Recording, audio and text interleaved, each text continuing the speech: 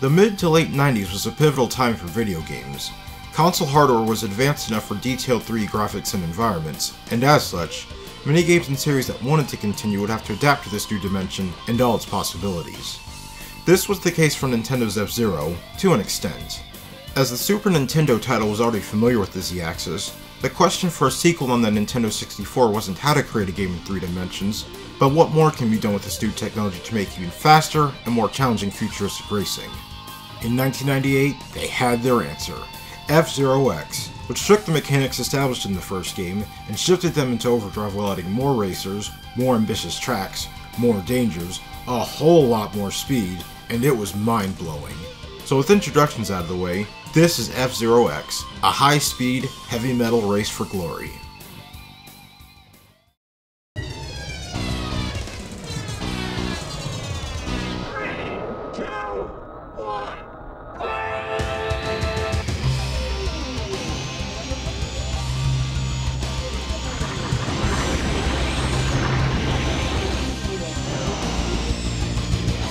F-Zero X is all about racing super fast anti-gravity racing machines against a field of 30 racers on death-defying tracks, and winning by any means necessary, whether that be going faster, destroying your opponent's machines, or a combination of both. The energy meter from the first game returns, which determines how much damage your machine can take before it explodes, which happens when hitting or grinding against walls, track hazards, or other machines, and can be regenerated from driving over the purple pit zones. While boosting after the second lap was also possible in the first game, you only got one boost per lap. When the second lap starts in X, you got full power! And that's when the fun begins. Your energy meter now doubles as a boost meter, and allows you to boost whenever you want as long as there's energy left. That also means boosting won't let you take as many hits, so going faster takes the risk-reward balance to its extremes. Do you hold on to your last bits of energy so you won't be as fragile on a tricky section, or pour it on if you think you can make it through unscathed? Taking turns has a few new tricks to master. You can either lean the machine to the left or right while turning, or temporarily lose traction and start sliding. Sliding can also occur when turning at too deep of an angle or hitting things, but you can regain your grip by quickly letting off the accelerator, then tapping it again. X is also way more aggressive than the original with the ability to attack. In the first game, you basically had to avoid hitting anything, especially the other racers, or else risk getting pinballed everywhere. But with the side attack and spin attack, you can fight back and be the machine everyone should fear. One good hit with either attack will destroy another machine, taking them out of a race, and get a slight refill to your energy for your efforts. The sudden shift your machine makes from side attacks also works as an additional turning option. Going airborne is also more involved in this game, with some control over the horizontal and vertical directions in order to make the landing. There's a lot under the hood of F-Zero X's gameplay and mechanics, but leads to fast, frantic, and rewarding races. F-Zero X's tracks are a gravity-defying gauntlet of supersonic straights, dangerous curves, inversions in every direction, plenty of hazards, and a whole lot more. Track layouts start from a standard figure 8 with a loop, and a straightforward high-speed oval, to driving on the insides and outsides of loops, and mirroring roads with very few guardrails. The courses take place in the skies above various planets, with popular areas like Mute City, Big Blue, and Port Town returning, plus new environments like Devil's Forest and Sector. Beyond standard track segments, X took things to the next dimension by introducing pipes, cylinders, long-distance ramps, and half-pipes. The first two make racing upside down and sideways possible, and the challenge becomes finding the optimal side of the track to be on when they start twisting and turning, or transition back to the road. Big jumps are often telegraphed by the track getting slimmer followed by a steep incline, and will launch you sky high. While airborne, you'll want to pitch your machine downward to assist with aiming for a landing spot and picking up speed. Just be careful not to come down too fast too soon. Half-pipes involve knowing when to stay in the middle of the road, and when to go for the edges and come back down to the center to gain speed, taking care not to get too close to the top. One important part of the tracks to note is that the machines aren't magnetized to the track at any point. While they will remain on anti-gravity bits at normal speeds, going too fast on some parts, like steep drops or cylinders that turn sharp while you're upside down, will have you rocketing off course if you're not ready for them. But that's naturally going to happen as you learn routes and better prepare for them next time. There's also plenty of track elements to look out for during a race. The two most important are dash panels that boost your machine without using energy, and the previously mentioned pit zones. Part of figuring out the optimal route for a track involves knowing when to pick up speed by passing over panels, when to use energy boosts, and having enough meter left so that you can regenerate the rest to have some boost reserved for the next lap. In addition, there are jump plates and trap cones that instantly launch a machine into the air. Jump plates launch you higher, and when approached with enough speed allow for useful shortcuts, especially when they're located just before a turn. Trap cones don't jump as high because they're meant to be avoided in most cases, as they decrease your energy if you run over one, and are often arranged in groups. Hitting one too fast near the edge of a track will send you off course, and hitting too many will cause your machine to run out of energy and explode. Rough zones slow down your machine when driving over them, but the effect can be negated by boosting, which when located on some turns can lead to corner cuts. Slip zones reduce your grip when passing through them, and are often located on track segments with no walls, causing unsuspecting pilots to slide off course, or if guardrails are present, makes grinding against them more dangerous. Now there is a very special track that I didn't mention yet, but for one good reason I'll hold off on talking about it for now. As you've seen, F-Zero X features 30 unique machines, each with their own equally individual pilot behind the wheel. Part of what makes X so memorable for me is that I didn't feel like I was just racing as the vehicle on screen, but as an actual character inside of the cockpit, as both the pilot and machine share the spotlight when selecting them for a race. All 4 racers from the first F-Zero game return, including Captain Falcon and the Blue Falcon, sporting updated machine and pilot designs. The 26 newcomers add a significant amount of variety to the competition, with machine and pilot designs of wildly different shapes, sizes, colors, and especially their names. All of them are equally cool, including the White Cat, Little Wyvern, Super Piranha, and Sonic Phantom. Each machine comes in 4 color variants and differ between machines, using every color in the rainbow. Beyond visual distinctions, the letters associated with each machine designate their performance metrics of body, boost, and grip. These stats determine how much energy a machine loses when taking damage, how much energy is consumed when boosting, and how deep of an angle the machine can turn without sliding and slowing down. The machine's weight also plays a factor, especially when it comes to their airborne distance. These 4 measurements combined lead to unique driving feels, even with machines that share the same combination of ladder stats. You can further change how your machine drives by adjusting its engine settings. Shifting the balance toward either acceleration or top speed alters which of the 2 extremes your machine will prioritize.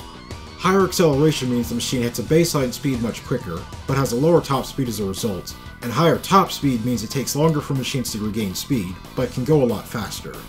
The optimal balance comes down to the track layout, the machine's strengths and weaknesses, and player preference, so some experimenting with what works best for you is recommended. For a game depicting an intergalactic racing league, its pilots and machines realize that fantasy 30 times over. By the way, for any eagle-eyed viewers who've played this game, you may have noticed something about the machines in my footage looks a little off, like they're smaller. That's because I'm using a cheat code that shrinks down the machines a bit. I've always preferred how their proportions look this way over the regular size.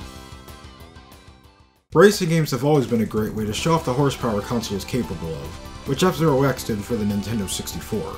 Despite rendering 30 machines and the dynamic tracks on screen, the frame rate during gameplay remains at 60 frames per second with some exceptions, a feat that very few games on the system could pull off, and with speeds at over 1,000 km per hour, it's easily the fastest game in the console's library. While the performance came at the cost of more simplistic geometry on the machines and tracks, it was a worthwhile compromise in my opinion.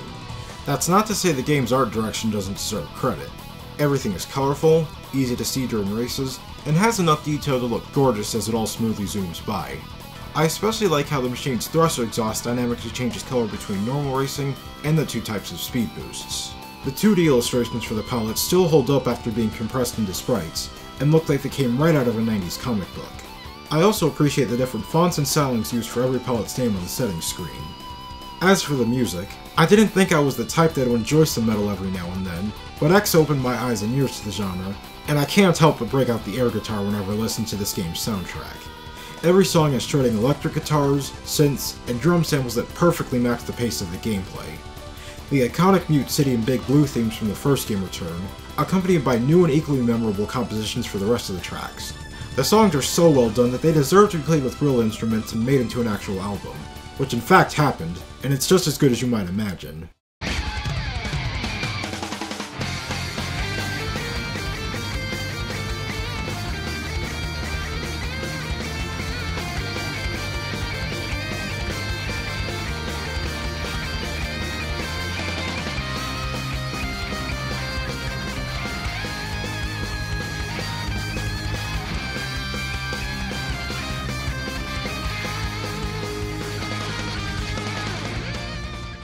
The choices and sound effects do an equally perfect job of bringing the machines to life as they boost, bump, and scrape against objects, explode into pieces, catch air, and coolest of all, when they dive downwards through the air.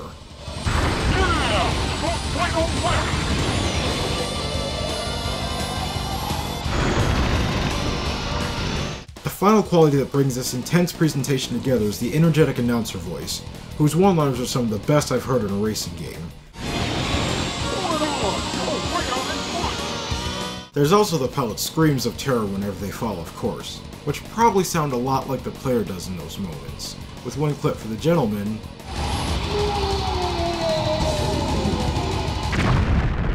and another for the ladies, plus Baba for some reason.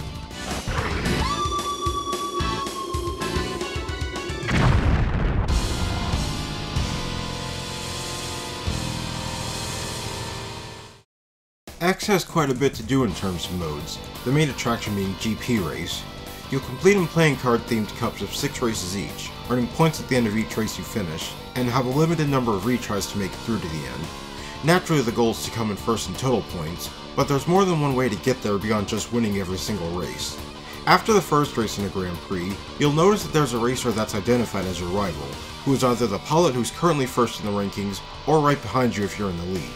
The rival actively tries harder to win races, and often rockets to the front of the pack as soon as possible, making them difficult to keep up with at times. You also have up to 3 antagonist pilots that relentlessly keep pace with and attack you.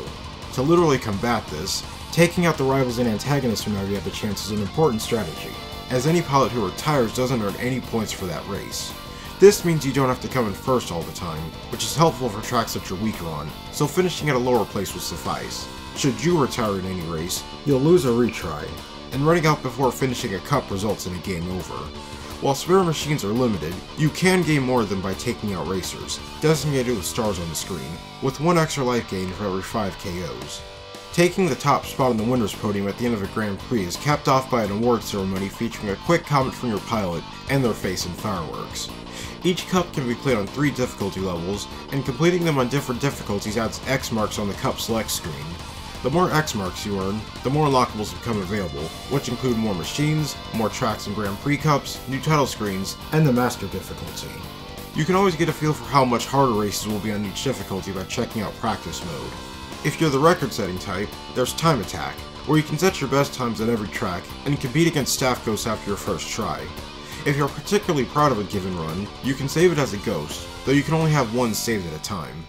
X's most unique mode is Death Race, which tasks you with taking out the entire field of turning down other racers as fast as possible on a closed-loop track. You'll have to avoid missing your targets and going for attacks, and taking care not to fall off course in your pursuit of destruction.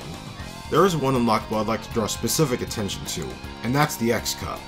Unlike the other Grand Prix races, all 6 races here consist of randomly generated tracks that change with every playthrough.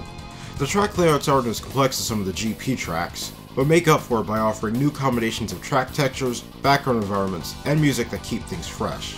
However, that's not to say the X Cup tracks don't provide any challenge or surprises. Occasionally the road may twist or turn in a way that the AI racers can't navigate properly, and it can be entertaining to watch the number of survivors drop time to 0 until you're the only one left and win by default.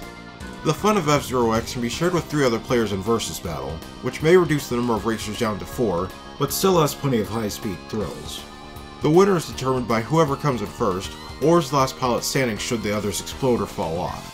While normally the game lets the remaining players continue the race without interruption, there is a versus slot option that can be turned on, which allows players who are out to play a slot machine that affects the other racers.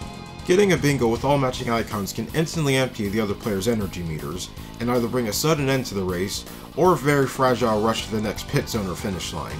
The X Cup is particularly fun in multiplayer, as everyone is trying to figure out what the track is doing at the same time, especially when the tracks do something weird that catch everyone off guard in a hilarious fashion. As you can see, I've been using multiplayer footage via the game on the Nintendo Switch Online service, and out of the countless hours I've spent playing this game for the better part of the past 22 years, finding a friend group to play online with for an evening was some of the most fun I've ever had with this game, as there's nothing quite like sharing the fun of a good racing game with others. And speaking of fun times, while I've covered everything F-Zero X has to offer, this race isn't over just yet. Finish! Alright, first place!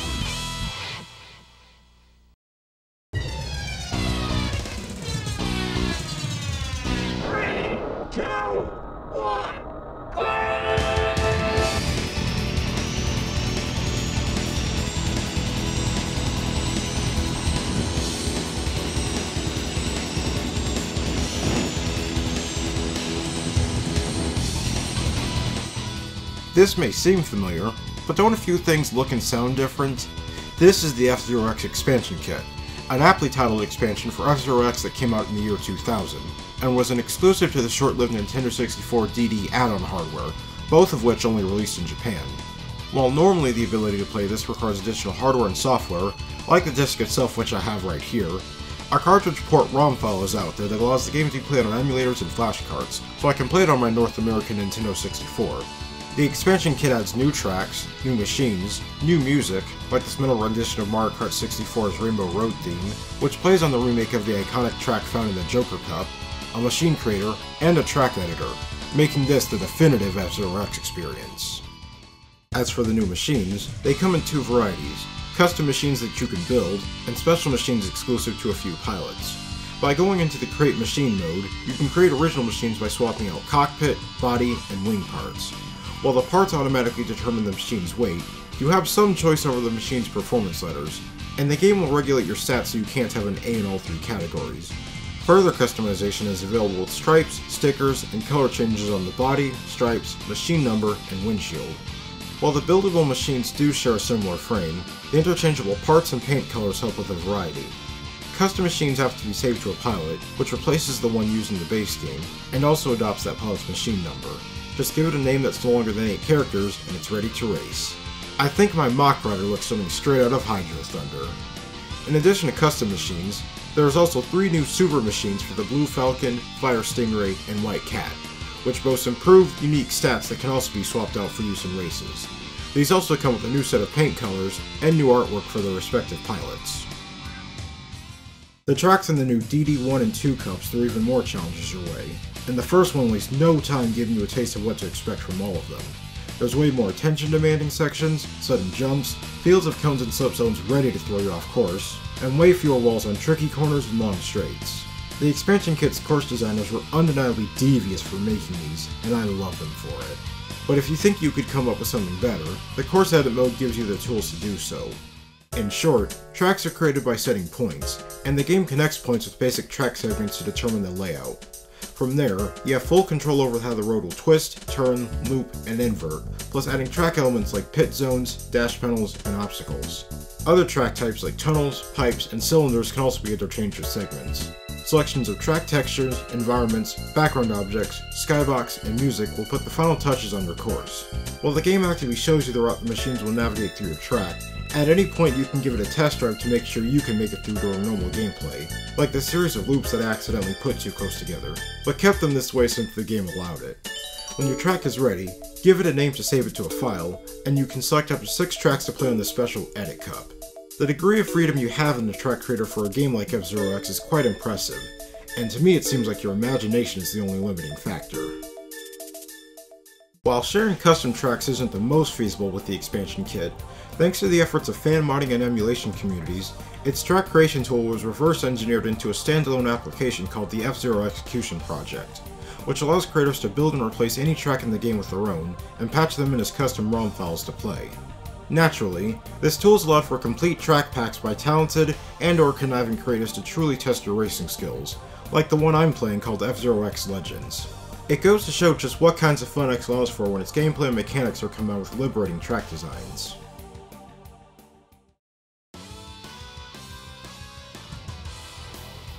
With challenging, rewarding, and hyper-fast gameplay, a satisfying variety of machines, tracks, and modes, a rocking soundtrack, and even more of the above, plus extra creation features when including the expansion kit content, F-Zero X has a lot of fun powered by its anti-gravity engines, and is unquestionably one of my all-time favorite racing games.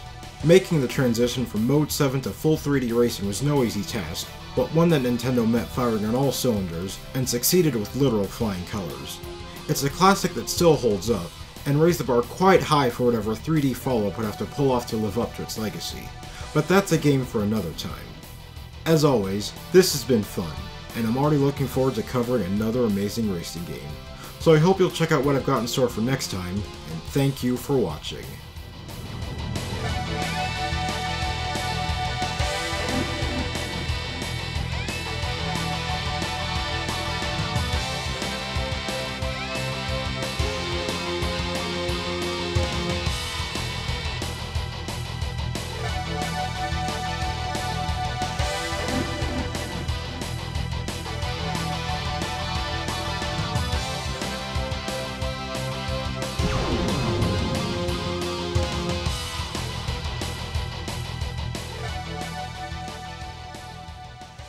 you again.